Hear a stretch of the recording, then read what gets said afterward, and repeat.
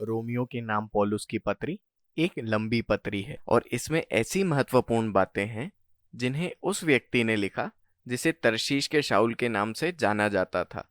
वो एक यहूदी रब्बी था जो फरीसी नाम के समुदाय से था। वो मूसा की तोरा और इज़राइल की परंपराओं के प्रति समर्पित और जोशीला व्यक्ति था।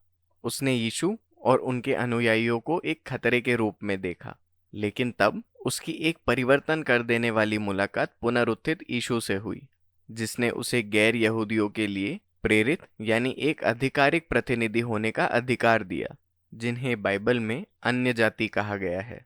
वो अपने रोमी नाम पौलुस को लेकर आगे बढ़ता है और वो प्राचीन रोम साम्राज्य में चारों ओर पुनरुत्थित यीशु के बारे में लोगों को बताते जाता है और यीशु के अनुयायियों को लेकर कलीसिया नाम के नए समुदायों में स्थापित करता है। और पौलुस कभी कभी यीशु के इन नए समुदायों को पत्र लिखता है ताकि वो उन्हें विश्वास में प्रोत्साहित कर सके या उनके प्रश्नों का उत्तर दे सके। और रोमियो की पत्री भी ऐसी ही है। वास्तव में उसने अपने जीवन में काफी बाद में इसे लिखा था। प्रेरितों के काम की ये पुस्तक से हम ये जानते हैं कि रोम की कलीसिया को स्थापित हुए कुछ समय हो चुका था और उसमें यीशु के यहूदी और गैर यहूदी अनुयायी थे। पर एक बार रोमी सम्राट कलौदियास ने सारे यहूदियों को रोम से बाहर निकाल दिया था और फिर लगभग 5 वर्षों के बाद सब यहूदी, जिनमें से यीशु को मानने वाले यहूदी भी थे, उन्हें वापस आने की इजाजत मिली। और जब वो लौटे तो उन्होंने पाया कि कलीसिया के रिवाज और प्रथाएं गैर यहूदी हो चुकी थी। इसने बड़ी परेशानियों को खड़ा कर दिया था। इसलिए पौलुस के समय में रोम की कलीसिया विभाजित थी। यीशु के पीछे चलने के विषय में लोग एक मत नहीं थे। उनमें विवाद था कि गैर यहूदी मसीहियों को शब्द का, खान पान की विधि का या खतने की विधि का पालन करना चाहिए या नहीं। और इसलिए पौलुस ने कुछ बातों को समझाने के लिए ये पत्र लिखा। वो चाहता था कि ये विभाजित कलीसिया एक हो और व्यवहारिक उद्देश्य के लिए हो। वो इस बात की आशा कर रहा था कि रोमी कलीसिया उसके मिशन कार्य को आगे बढ़ाने का केंद्र बने, जिससे कि वो पश्चिम की ओर स्पेन तक पहुंच सके। और यही वो परिस्थितियां थी जिसने पौलुस को सुसमाचार का पूरा विवरण लिखने को प्रेरित किया। यीशु का वो सुसमाचार जिसका वो प्रचार करता था, अर्थात यीशु के जीवन, मृत्यु और पुनरुत्थान के बारे में था। इस पत्र की रचना 4 मुख्य बातों के लिए की गई है, लेकिन इसे सुसमाचार के एक लंबे प्रवाह के रूप में एकत्रित किया गया है। पौलुस कहता है कि सुसमाचार सबसे पहले परमेश्वर की धार्मिकता को प्रकट करता है और फिर ये एक नए मनुष्यत्व को भी उत्पन्न करता है जो इज़राइल के लिए परमेश्वर के वादे को पूरा करता है। और इसलिए ये वो सुसमाचार था जो कलीसिया को एक करने जा रहा था। इस वीडियो में केवल हम अध्याय 1 से 4 तक के विचारों को देखेंगे। तो पौलुस अपना परिचय ये कहते हुए करता है कि वो प्रेरित है जिसे परमेश्वर ने यीशु के सुसमाचार को फैलाने के लिए चुना है, कि कैसे वे इज़राइल के राजा हैं जो परमेश्वर का पुत्र होने के कारण मरे हुओं में से जी उठा और जाति जाति का राजा ठहरा। और अब यीशु सारी मानव जाति को उनके प्रेम के अधीन आने को कहते हैं। और पौलुस कहता है कि राजा यीशु का सुसमाचार सबसे पहले ये विश्वास करने वालों के लिए उद्धार के निमित्त परमेश्वर की सामर्थ है। दूसरा ये है कि इससे परमेश्वर की धार्मिकता प्रकट होती है। अब धार्मिकता पौलुस के लिए पुराने नियम का एक बहुमूल्य शब्द है। ये परमेश्वर के स्वभाव को दिखाता है कि जो सही और भला है उसके लिए वो सदा न्यायी है। वो अपने वादों को पूरा करने में विश्वास योग्य है। और पौलुस कहता है कि यीशु की कहानी ये दिखाती है कि कैसे परमेश्वर ने इन बातों को पूरा किया। अब वो सबसे पहले उत्पत्ति 3 से 11 तक सृष्टि की कहानी को दोबारा बताता है। वो कहता है कि किस प्रकार अन्य जातियां और सारे राष्ट्रों के लोग पाप और स्वार्थ में फंस गए हैं। पौलुस कहता है कि मनुष्य का हृदय और मन टूटा हुआ है। हमने परमेश्वर से दूर जाकर मूर्ति पूजा को अपना लिया है।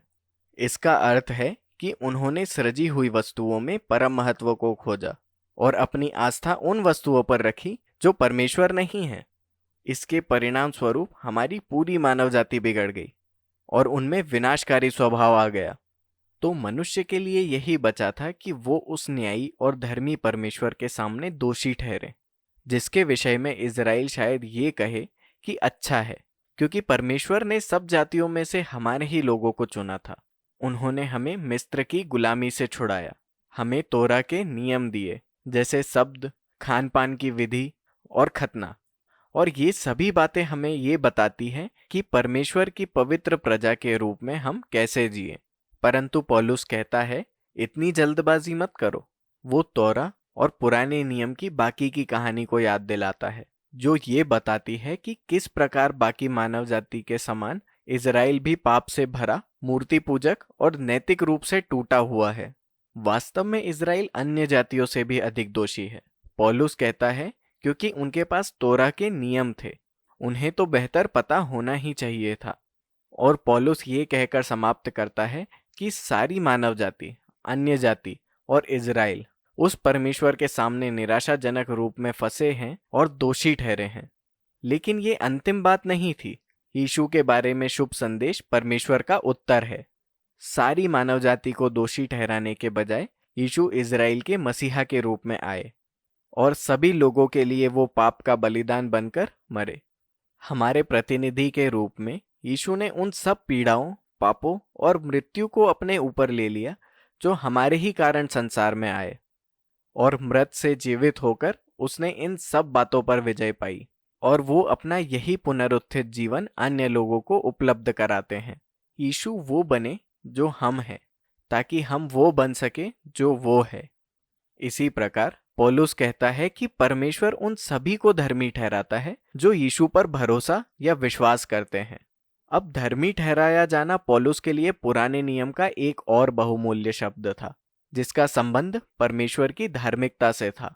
इसका शाब्दिक अर्थ है धर्मी घोषित कर देना।